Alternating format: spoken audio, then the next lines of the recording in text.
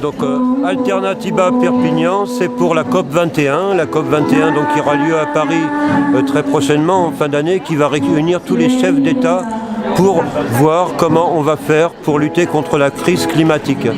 Donc on a, nous, les citoyens de la base, on se mobilise afin de montrer qu'on est prêt pour faire la transition citoyenne. Parce que quand on est dans une crise, il faut réagir. Autrement, on va cuire sur cette planète, donc il faut qu'on trouve des solutions pour s'adapter. Et ces solutions, on est là pour proposer, peut-être pas toutes les solutions, mais une partie de solutions à base d'éléments concrets, de choses qui sont déjà présentes sur notre région et qui sont autant de choses qu'on peut faire des petits pas pour réduire notre empreinte sur les émissions de gaz à effet de serre, vous savez, notre empreinte carbone là, et beaucoup de petits pas qu'on peut faire dans différentes thématiques, que ce soit l'alimentation, l'énergie, le transport, la finance, l'éducation des enfants. Il y a beaucoup de choses qu'il faut changer pour s'adapter aux nouvelles conditions de vie. Cette aventure a commencé il y a 1 an à peu près. On s'est monté en collectif, donc un petit groupe d'individus déjà conscients dans diverses associations de l'urgence climatique. On a quand même eu le soutien de plusieurs institutions, de la mairie de Perpignan, du conseil général, de l'université. On a le label COP21 attribué par le ministère de l'écologie et du développement durable. Donc ça montre quand même que ces institutions sont conscientes du problème. Simplement, il faut aussi leur donner justement, un petit coup de pouce pour les encourager, parce que seuls, ils ne feront pas grand-chose. C'est vrai que depuis longtemps, on parle de ce problème climatique. Depuis 1992, Rio, la première conférence qu'il y avait pour le climat, on n'a pas beaucoup avancé parce qu'on dégage encore plus de gaz à effet de serre depuis Rio jusqu'à aujourd'hui qu'on le faisait alors, quoi. Et ici, cet événement, on l'appelle le village des alternatives, pour montrer qu'il y a des choses concrètes qu'on peut faire à notre niveau, nous citoyens, pour être plus en accord avec cette planète, pour être plus.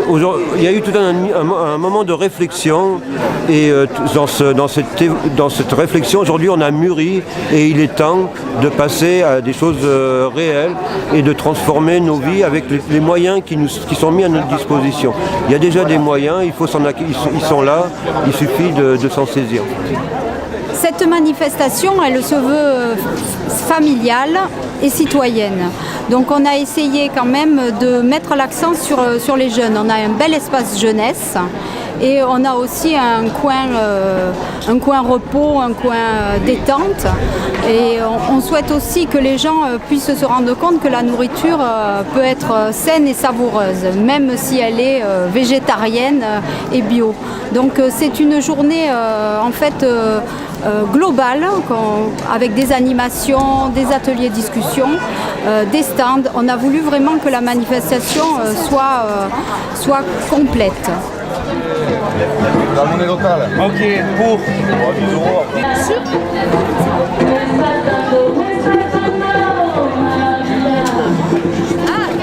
Là, vous faites un plan en rentrant, là, en voyant tout le monde. Ça vient d'où ces frites? Ça vient de Matemal. De la patate à Matemal. Voilà. Et là, ils sont en train de faire des galettes végétales. Regardez comme elles sont belles, les galettes. Là. Et avec le sourire, la bière. Là, des galettes qui étaient servies avec une petite salade de concombre décorée avec des graines de courge. Voilà, c'est magnifique. Ici, tout est végétarien. Parce qu'une des façons de réduire notre empreinte sur le climat, c'est non pas de devenir végétarien, mais de manger et consommer moins de viande. Et vous savez que pour nourrir tout le monde sur cette planète, il va falloir qu'on change nos habitudes alimentaires. Là, pour faire une protéine animale, il faut 7 protéines végétales. Donc il faut consommer plus végétal et se garder la viande pour les petits plaisirs avec les amis le dimanche, se faire encore des bons plats, mais on ne peut pas manger de la viande tous les jours et surtout de la viande industrielle. Parce que si on mange de la viande, il faut consommer local, de la viande qui est produite ici, c'est la meilleure. Et il faut consommer bio aussi parce que la viande industrielle, ça nous rend malade. Des tartines de houmous, c'est des tartines de fromage de chèvre. Et il pour les gens qui veulent manger des tartines, il y a des tartines aussi. Vous voyez, les tartines sont joliment décorées. Et on a des cuisinières souriantes en plus. Ça fait plaisir à voir.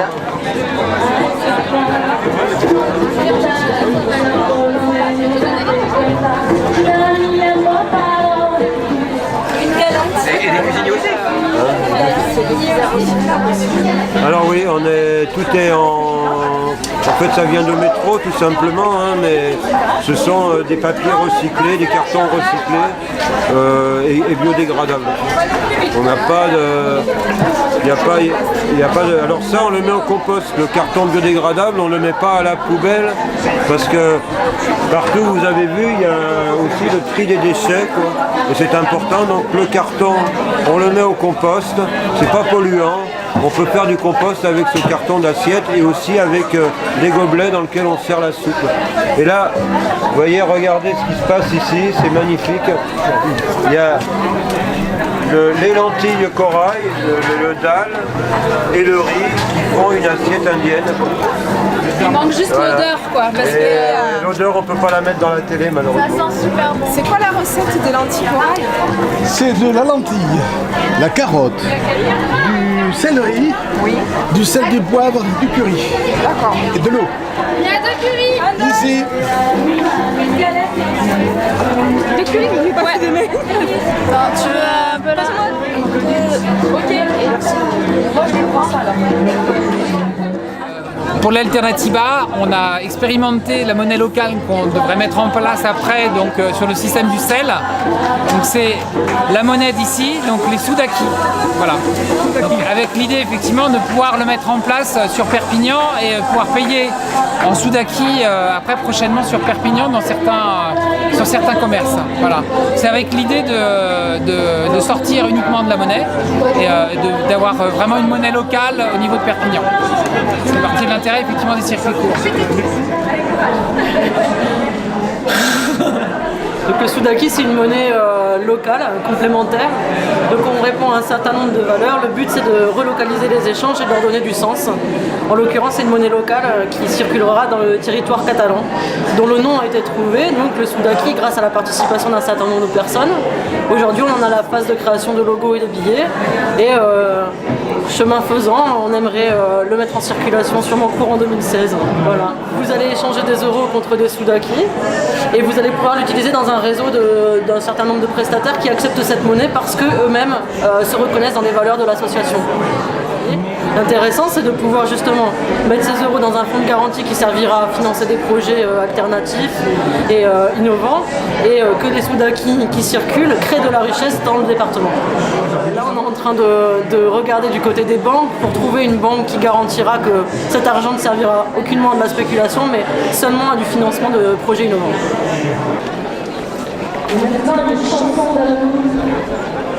Oui, l'ensemble du couvent des Minimes donc, est mis à notre disposition. C'est 4000 mètres dedans et dehors. Bon, aujourd'hui dehors, le temps se prête moins, mais on a quand même réussi à mettre quelques stands dehors.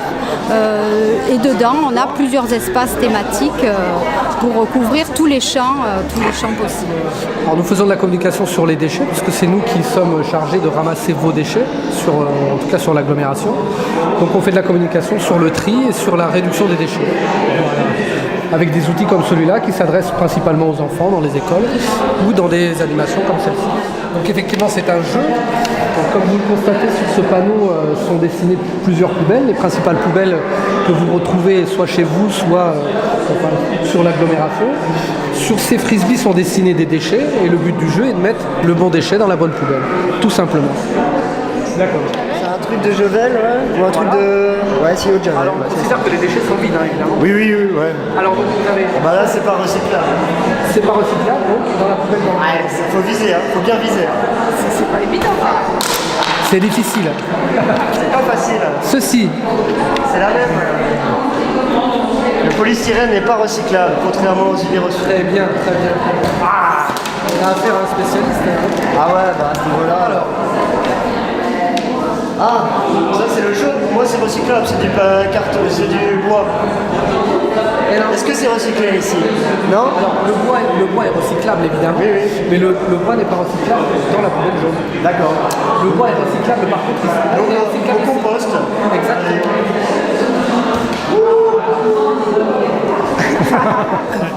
Marine de la Casa Bicicleta. Alors quelques mots pour présenter le projet. C'est une petite asso assez jeune qui existe depuis 9 mois et qui a regroupé un certain nombre de passionnés du vélo dans l'idée de créer une maison du vélo à Perpignan. Donc l'idée d'une maison du vélo, c'était d'avoir un lieu où les passionnés de vélo puissent venir se retrouver, discuter sur ce thème, avec quand même en cœur du projet un atelier vélo participatif, c'est-à-dire un lieu où il y a tous les outils qu'il faut, où il y a des pièces détachées et où il y a des bénévoles pour vous expliquer comment réparer votre vélo. Donc c'est bien l'adhérent qui répare son vélo lui-même, mais il a tout ce qu'il faut pour y arriver avec des conseils. Voilà, donc c'est un projet dont on est assez content parce qu'on s'est réunis pour la première fois il y a 9 mois avec plein de gens qui étaient motivés et on a réussi assez rapidement finalement à trouver un beau local dans le quartier Saint-Mathieu, à l'aménager grâce à la motivation des uns des autres et dès novembre on va commencer à ouvrir des permanences pour que les gens puissent venir réparer leur vélo. En fait, ce qu'on est aussi fiers, c'est qu'on l'a fait rapidement, mais on l'a aussi fait avec beaucoup de monde. Et il y a 85 personnes qui ont contribué financièrement à ce projet.